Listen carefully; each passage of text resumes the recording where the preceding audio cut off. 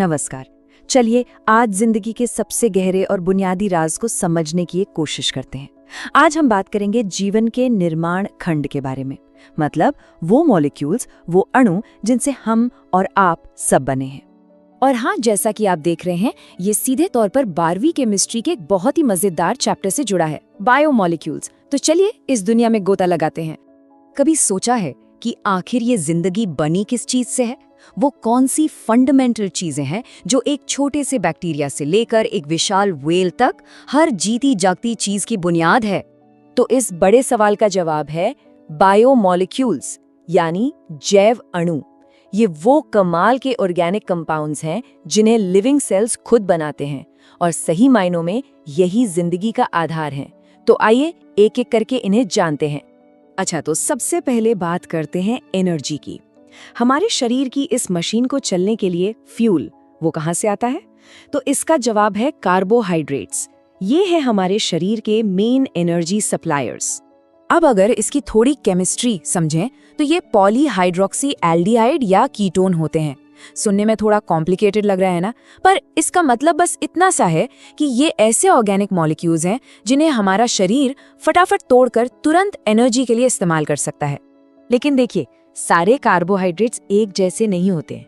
जैसा कि स्लाइड पर हम देख सकते हैं, एक तरफ है मोनोसैकेराइड्स, जो सबसे सिंपल फॉर्म है, बिल्कुल एक अकेली यूनिट जैसे ग्लूकोज, और दूसरी तरफ है पॉलीसैकेराइड्स, जो इन्हीं सिंपल यूनिट्स की एक बहुत लंबी चेन होती हैं, जैसे कि स्टार्च।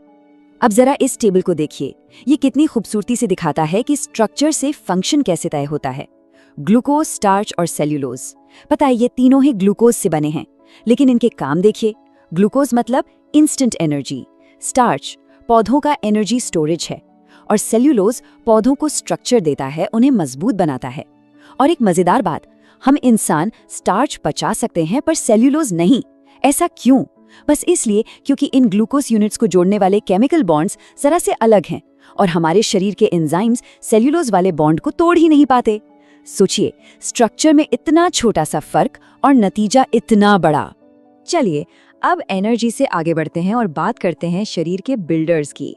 अगर कार्बोहाइड्रेट्स फ्यूल हैं, तो प्रोटीन्स वो वर्कर्स और वो मशीनें हैं जो शरीर का सारा काम संभालते हैं और उसे बनाते भी हैं।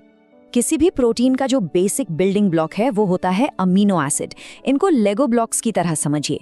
कुदरत में सिर्फ 20 तरह के मेन अमीनो एसिड्स हैं, लेकिन इन्हीं को अलग अलग सीक्वेंस में जोड़कर लाखों करोड़ों तरह के प्रोटीन बनाए जा सकते हैं। और यहीं से असली जादू शुरू होता है। जैसा हम देख रहे हैं, प्रोटीन सिर्फ अमीनो एसिड की एक सीधी प्राइमरी चेन नहीं है। ये चेन फिर फोल्ड होकर सेकेंडरी स्ट्रक्चर बनाती है, और फिर ये पूरा का पूरा मुड़कर एक यूनिक 3D टर्शरी शेप ले लेता है।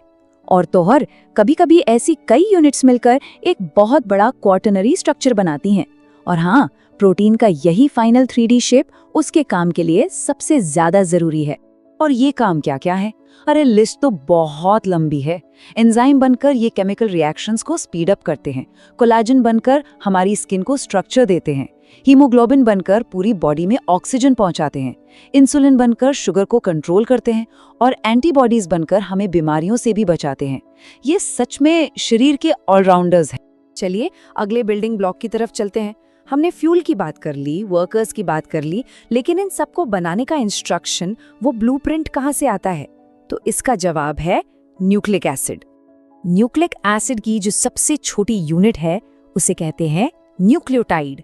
ये 3 चीजों से बनती है, एक शुगर, एक फॉस्फेट ग्रुप और एक नाइट्रोजन वाला बेस। बस यही 3 चीजें मिलकर जिंदगी की भाषा के अक्षर बनाती हैं। इसको ऐसे समझिए, डीएनए एक मास्टर ब्लूप्रिंट की तरह है जो एक सेफ लॉकर में रखा है। वो कभी बाहर नहीं आता। और आरएनए, वो उस ब्लूप्रिंट की एक वर्किंग कॉपी है, एक फोटोकॉपी, जिसे फैक्ट्री फ्लोर पर ले जाया जाता है ताकि वर्कर्स यानी राइबोसोम उसके इंस्ट्रक्शंस पढ़कर प्रोटीन बना सकें। और एक छोटा सा फर्क याद रखने वाला है, डीएनए में थाइमिन यानी टी होता है, जबकि आरएनए में उसकी जगह यूरेसिल यानी यू आ जाता है। और डीएनए की सारी जानकारी का राज इसी सिंपल से नियम में छिपा है। ए हमेशा टी से जुड़ता है और जी हमेशा सी से, बस यही वो कोड है जो तय करता है कि कोई कैसा दिखेगा और उसका शरीर कैसे काम करेगा। सिर्फ 4 अक्षरों में पूरी की पूरी एनसाइक्लोपीडिया। तो हमने जीवन के मुख्य बिल्डिंग ब्लॉक्स को देख लिया है। ये सब अलग अलग नहीं है, बल्कि एक साथ मिलकर एक कमाल की मॉलिक्यूलर सिम्फनी, एक ऑर्केस्ट्रा की तरह काम करते हैं। तो अगर इसे समराइज करें तो कार्बोहाइड्रेट्स है हमारा फ्यूल, प्रोटीन्स हैं हमारे वर्कर्स और हमारा ढांचा, न्यूक्लिक एसिड्स है हमारा ब्लूप्रिंट, और हाँ, एक और जरूरी खिलाड़ी हैं लिपिड्स। ये एनर्जी को लंबे समय के लिए स्टोर करते हैं और हमारी सेल्स की दीवारें बनाते हैं। ये सभी मिलकर ही जीवन को मुमकिन बनाते हैं। लेकिन ये सब बातें हमें एक बहुत गहरे सवाल पर लाकर छोड़ देती हैं। अगर जिंदगी सिर्फ इन केमिकल बिल्डिंग ब्लॉक्स का एक कलेक्शन है, तो फिर वो क्या चिंगारी है? वो कौन सी चीज है जो इन बेजान मॉलिक्यूल्स को एक साथ लाकर उनमें जिंदगी फूंक देती है? इस पर जरूर सोचिएगा।